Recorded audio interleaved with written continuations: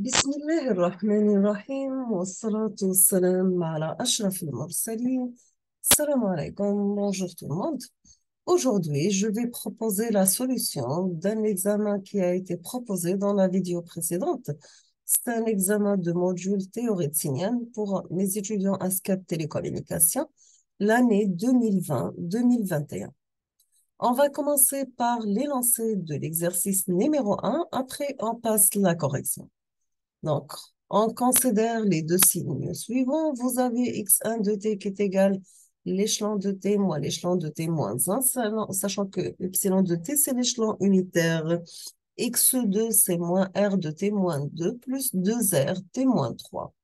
Moins r de t moins 4 et r de t, c'est la rampe unitaire. La première question, on vous demande de donner la représentation graphique des deux signaux.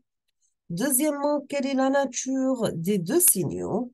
Troisièmement, calculer l'énergie du signal x1 de t. Et quatrièmement, déduire la représentation graphique du signal x3 de t qui est égal à x1 de t plus x2 de t. D'accord? Donc, vous avez deux signaux, x1 de t et x2. x1, c'est la différence de deux signaux échelons. x1, pardon, c'est la différence des deux signaux échelons. x2, c'est la différence des trois signaux échelons. La représentation graphique, la nature des signaux, calcul d'énergie et représentation graphique d'un autre signal. Ce sera la somme des deux signaux.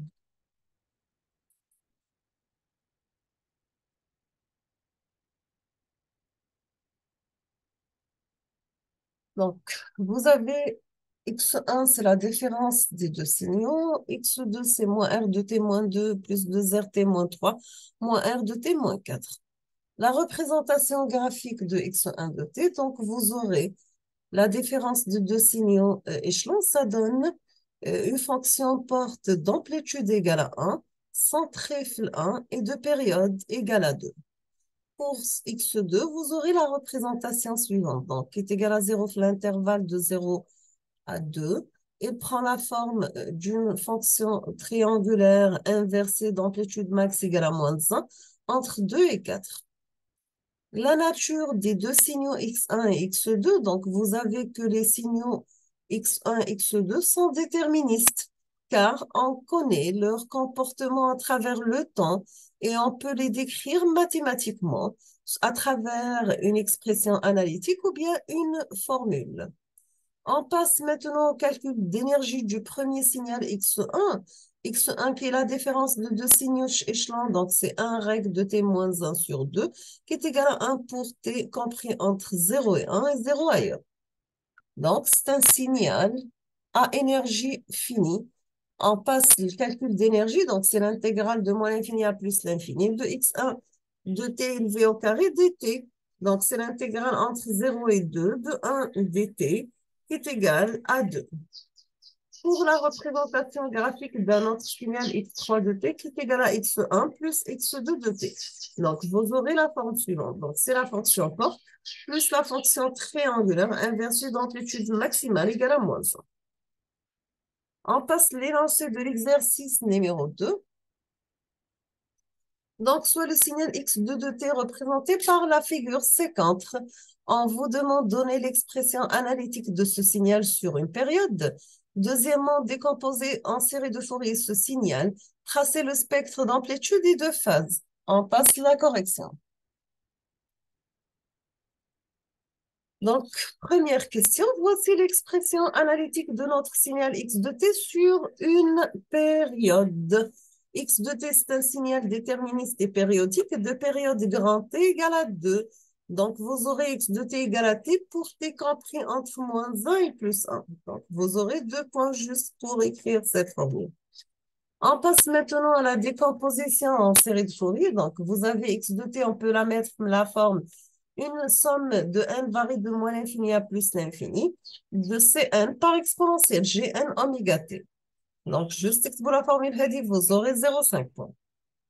La période de grand t égale à 2, donc oméga égale à 2pi sur t, est égale à pi. La pulsation égale à pi. Pour les coefficients Cn, donc c'est 1 sur grand t, l'intégrale de moins t sur 2 à t sur 2 de x de t par exponentielle moins Gn oméga t dt. On va remplacer x de t par sa valeur qui est égale à t. Donc, vous aurez la période t égale à 2. Donc, 1 demi l'intégrale entre moins 1 et plus 1 de t par exponentielle gn oméga, oméga qui est égal à pi t, bien sûr. Après simplification et calcul d'intégrale, ici vous devez calculer un intégral par partie. Après simplification, vous aurez tout simplement les coefficients Cn sont égales à g sur npi par cosinus npi moins g sur npi élevé au carré sinus npi. Maintenant, donc vous aurez deux points. Vous mettez un 0, donc c'est 0, c'est 1 sur grand T, l'intégrale entre moins t sur 2 et t sur 2 de t dt, qui est égal à 0. Maintenant, pour les coefficients Cn, on peut les remplacer par la formule suivante. Donc, G par moins 1 d'ordre n sur np pour n différent de 0. Troisième question, c'est bien tracer le spectre d'amplitude des deux phases. Vous avez que le module de Cn, c'est la racine de moins 1 d'ordre de 1 sur np le tout au carré. Donc, c'est le module de 1 sur np, sachant toujours que n doit être différent de 0. Donc, vous aurez 0,5 pour cette phrase. La phase, c'est l'arc tangente de la partie imaginaire des modules de C1 sur la partie réelle. Donc, sachant que la partie réelle égale à 0, donc vous pouvez avoir les coefficients C1 sous forme des crosses de la forme Hedi, ou la phase. Voici la représentation graphique de la phase. On termine avec l'exercice numéro 3. Donc, vous avez x de t égale à 4 plus 2 cosinus 3t pour la période égale à 2pi sur 3, donc la pulsation égale à 3, oméga t, cosinus oméga t. On commence par la première question, c'est bien calculer la puissance. Donc, vous aurez px égale à 1 sur t, l'intégrale entre moins t sur 2 à t sur 2 de x de t élevé au carré dt. Donc, la période, c'est 2pi sur 3, 1 sur 2pi sur 3, moins pi t sur 3, donc moins pi sur 3 plus pi sur 3. X de t au carré, c'est 4 plus 2 cosinus 3t élevé au carré. Après simplification et calcul, où a plus b au carré, c'est a carré plus ab carré plus 2ab. Et on calcule les trois intégrales, on aura à la fin, après simplification, que la valeur de la puissance, nous avons la valeur 18. Maintenant, pour la vérification du théorème de Perceval, donc, nous avons x de t, on peut la mettre dans la forme de 4 plus exponentielle moins 3t plus exponentielle plus 3t. Donc, le cosinus, c'est la somme de deux expos divisé par 2. Sachant que la décomposition en série de Fourier en utilisant les formes comme la forme complexe, on peut la mettre la forme une somme varie de moins l'infini à plus l'infini de Cn par exponentielle Gn oméga t et la pulsation égale à 3. Donc, c'est la somme de n varie de moins l'infini à Cn exponentielle G 3pi t. On va commencer par calculer C0 qui est égal à 4 pour n égale à 0. C1 égale à 1 pour n égale à 1. C moins 1 égale à 1 pour n égale à moins 1. Pour la puissance, elle est définie domaine en respectant l'inégalité de Perceval.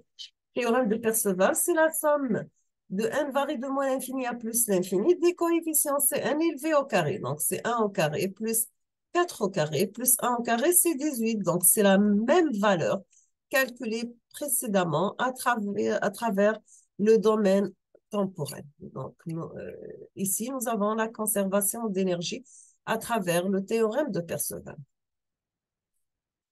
Nous sommes arrivés à la fin de cette vidéo. Je vous remercie infiniment pour votre attention. Comme toujours, n'hésitez pas si vous avez des questions. Et à la prochaine vidéo, Inch'Allah. Merci beaucoup.